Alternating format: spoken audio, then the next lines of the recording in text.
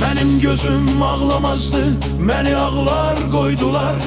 Mənim dilim ah söylerdi, məni dilsiz qoydular. Başım zülmə eğilməzdi, onu darda boğdular. Qul olub qulluq etməzdim, qollarımı vurdular.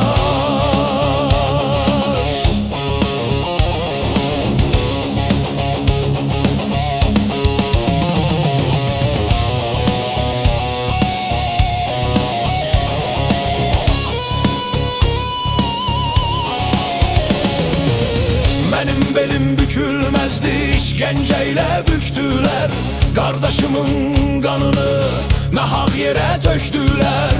Azerbaycan diyenlerin sinelerini söktüler. Aman Allah, niye bizi parça parça böldüler? Bir halkın belim büken, nahak yere kanın töken, bir bedeni iki bölen, tek sineler söken, azadlığa həsrət koyan, sesi boğazlarda boğan, anaları ağlar koyan, igidləri darda boğan.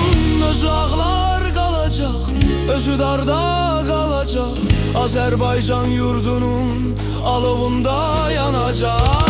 Özü ağlar qalacaq, özü darda qalacaq, Azərbaycan yurdunun alovunda yanacaq.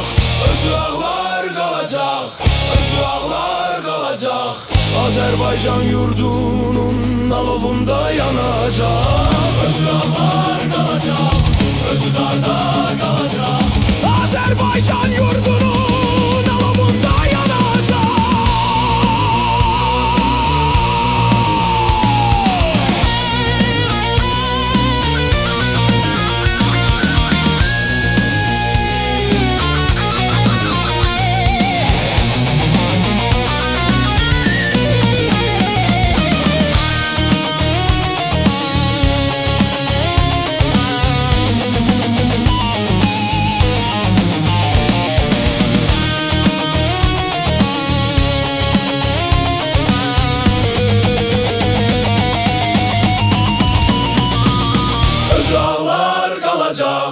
Özü darda qalacaq, Azərbaycan yurdunun alovunda yanacaq.